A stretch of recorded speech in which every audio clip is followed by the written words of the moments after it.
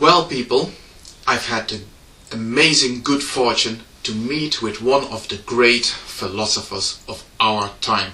And not just anywhere, I met with this person right here on YouTube. He has a YouTube account and he goes by the name of The Honest Theist. Yes, he is an amazing philosopher. He says so himself. And just to prove that he is, and that he is definitely willing to engage in debate with anybody, he calls himself what he is, the Honest Theist. This, of course, is a very common recurring pattern with entities that name themselves, such as, for example, the German Democratic Republic and the People's Republic of China. So, let's have a look at what this person has done.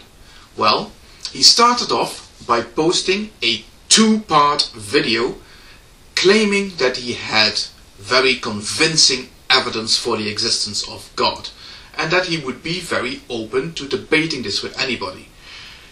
In order to demonstrate how open-minded he was going to be, he opened his video by declaring that we would be in perfect agreement about all the premises that he would set out before he was going to build his logical argument. That, of course, was a very, very good sign for what was to follow. But let's have a look at the arguments themselves, shall we? The first thing he declared was that we were going to agree, because this is another one of his favorite ways of handling things. He declares ex cathedra that science says, and then out it comes. He doesn't support such authoritative statements with any evidence or any sort of publications or anything. He just says, science says, and we are meant to accept this as at face value. But I'm a little bit awkward like that. I don't tend to do that. So let's start with what he says science says. The universe is finite. That's what he says. And he proceeds straight away.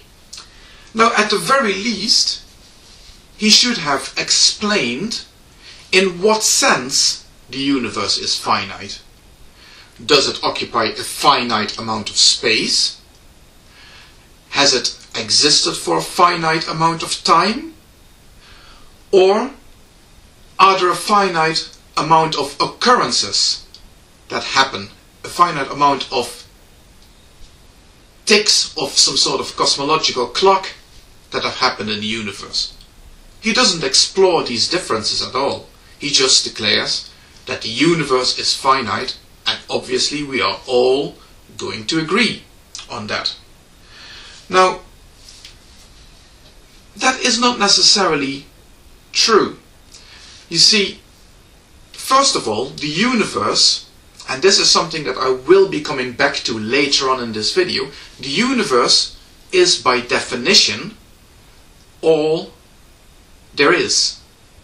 The universe, the cosmos, everything, right? But since cosmology has moved on, we have started to realize that our concept of the universe as signifying what we see out there when we point our telescopes into space may not necessarily be all there is to it.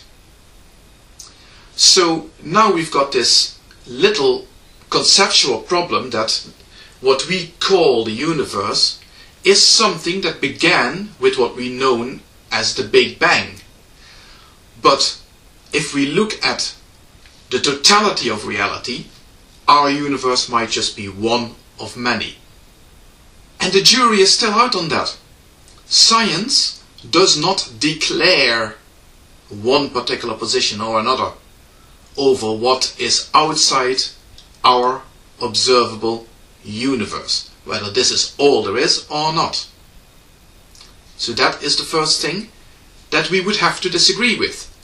In the context of the omniverse, everything there truly is, the universe may well be infinite in some way or another.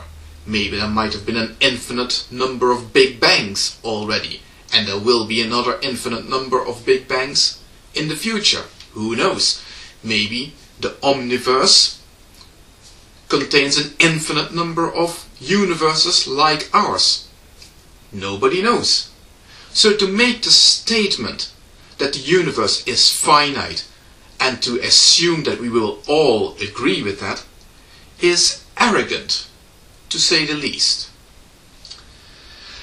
But even if we look at our universe and we take it for a moment as given that that really is all there is, he then proceeds to say that science says that the universe had a beginning, and therefore it must have been created. He very quickly moves on from that, but I'm going to pull him back straight away, and I'm going to say, what exactly are you equivocating here? You're saying the universe had a beginning, and therefore it must have been created, as if those two things are identical, are synonymous to each other, which they're not. The universe had a beginning about 13.5 billion years ago in the Big Bang. But that doesn't mean it must have been created. In actual fact, it cannot mean that it must have been created. Working off the assumption that the universe truly is all there ever is, and all there ever was, and all there ever will be, the fact that the universe had a beginning means absolutely nothing about whether it was created or not. In actual fact, it cannot have been created. Think about it. The universe encompasses all of time. There is no time outside the universe. The universe was always there. Now he quickly brushes this over, saying that that implies that the universe has existed for an eternity, but no, it doesn't. What it simply means is this: there is no point or no period in time where there was no universe. By definition of what the word means, the universe, all that ever was, there simply is no instance in time in which there was no universe, and therefore the universe has, by definition, always existed. The fact that always only encompasses 13.5 billion years is neither here nor there. It doesn't matter. It does not imply anything about how the universe came to be, because it never came to be. It was always there. That is a huge mistake. He also brings up in his video the second law of thermodynamics, as if that somehow proves that the universe cannot always have existed. Even if we do take always, I'm actually following him in a number of assumptions that I've already rejected, right? Don't forget this. But even if we follow him in a certain number of assumptions, he still adds more assumptions to this that cannot be justified. In this case, it's the assumption about the second law of thermodynamics somehow proving that the universe cannot have existed for an eternity leading up to this moment in time. Why is this not true? The reason is because he does not understand the second law of thermodynamics as being a statistical law. Of course, if you look at the second law of thermodynamics over any sort of comprehensible time span, you will inexorably see that systems will get more and more and more chaotic. But given an infinite amount of time, there is no reason why, as rare as it may be, occasionally an entirely highly ordered state could not spontaneously arise in a completely chaotic random universe. Those two are not the same, by the way, chaotic and random. But anyway, So it is completely possible that over eons and eons of time, the conditions for a new Big Bang would spontaneously arise, and off we go again for another few billion years until it all peters out, and until we have to wait for another statistical anomaly. The second law of thermodynamics does not prove anything. He then proceeds to dismiss the notion of an oscillating universe. And again, there is no basis for such a dismissal. The best way to understand why I am saying that you cannot just dismiss this is to look at a number of videos I posted in the past. There are 2 videos, and I will, if I remember, post a link in the sidebar about, the first one is a bouncing ball, and then some further thoughts on the basis of this bouncing ball. Now, this is one of my most misunderstood videos that I've ever made, because people watching it think that I'm referring to something that exists in our reality. Nothing could be further from the truth. This has absolutely nothing to do whatsoever with our reality. All it is a mathematical illustration that will aid you in getting your head around what the solution to the problem might possibly look like. If you watch the videos with that in mind, you will understand what I'm on about. But in any case, what that video illustrates is 2 possible things.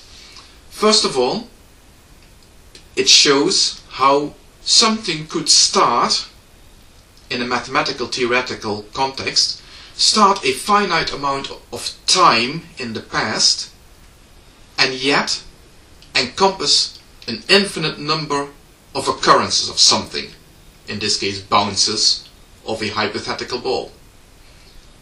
So then, the strange, counterintuitive thing is that you can say the ball started bouncing a finite amount of time in the past. There is a point in time on which the ball started bouncing, and yet there is no such thing as a first bounce. The same could be true for this idea of an oscillating universe. You can't, or the same, a similar sort of understanding could apply to an oscillating universe. If you look at the universe at the moment, knowing what we know at the moment, it looks like the universe is entering a state of accelerating expansion.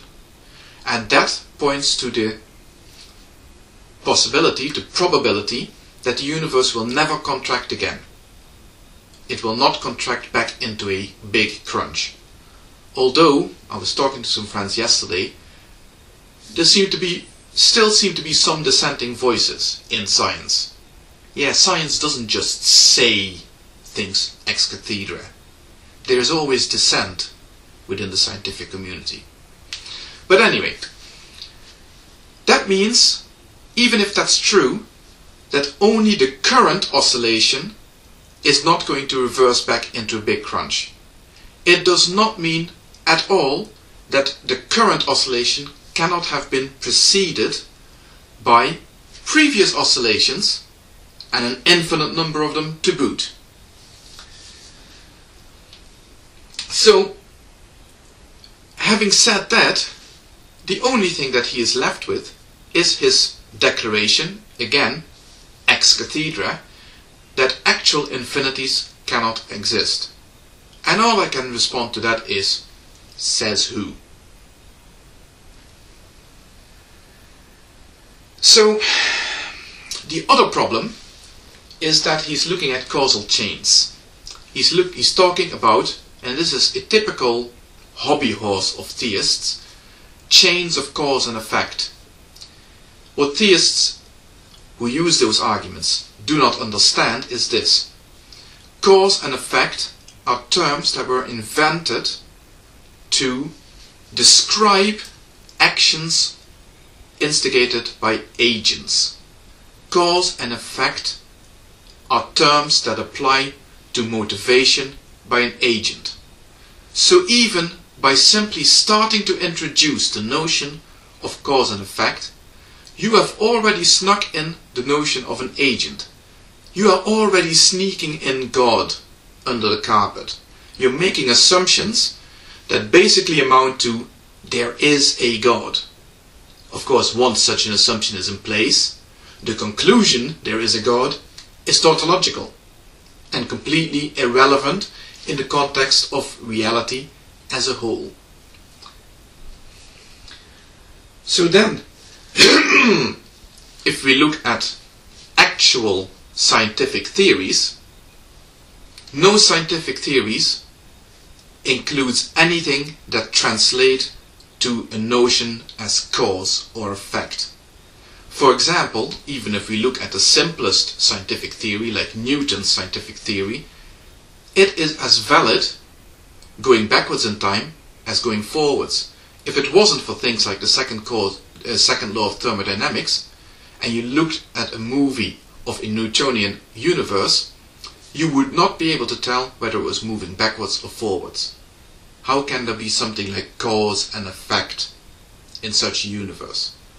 And no other physical theory incorporates anything like cause and effect.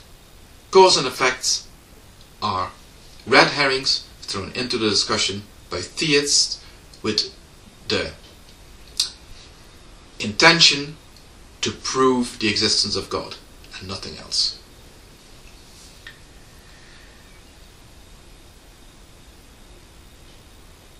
Okay. So yeah, he then makes the typical argument saying that, accepting that the universe had a beginning and not accepting that there is a God would imply that the universe was created out of nothing. I've already addressed that. So therefore his arrogant assertion that this is somehow illogical is of course preposterous. So the last point that I wanted to make is that he says that something must have existed before the universe existed. This is very funny because he has accepted in his video, in his argument, that the Big Bang was the beginning of time. How can there be something before the beginning of time? That makes no sense. That means that is a clear indication of a very muddled mind who just cannot grasp the concepts that is grappling with. These were points that I pointed out to him in a video that I saw. Another person created a video response to him and he posted some comments and I responded to him in comments. He declared on that I was being very arrogant, that I was being very confrontational or something. I don't remember exactly what he said. It doesn't matter. The thing is, he got annoyed with me about the fact that I dared to contradict his unbased assumptions, on the basis of which I just pointed out that he had no right to just carry on his argument when we cannot agree to accept the assumptions on which it's based. At that point he realized that he had no leg to stand on with his assumptions. And this is where it got very, very funny, my friends. You know what he did? You're going to laugh. You're going to laugh so hard. This is what he did. He stepped back from his assumptions. He said, well, obviously, you cannot prove anything because, get this, God created free will.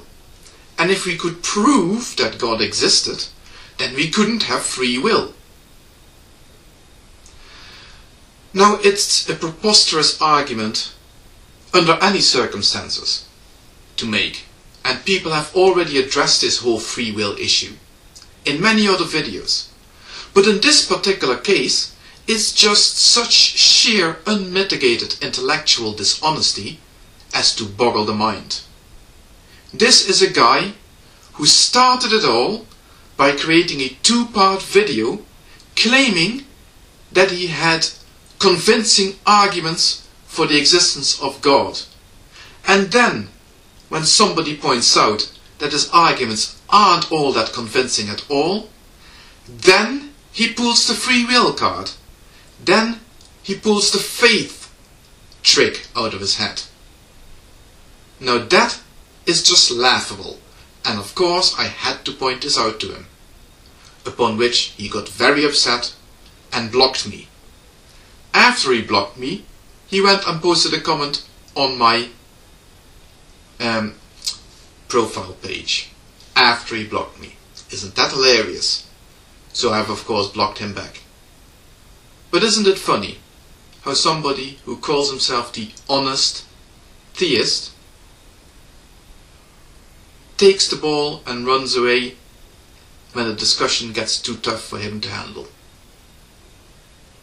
Now the Honest Theist was very upset with me, and he sulked off in righteous indignation, and he will of course claim that he has won a moral victory. But we all know what he did, don't we?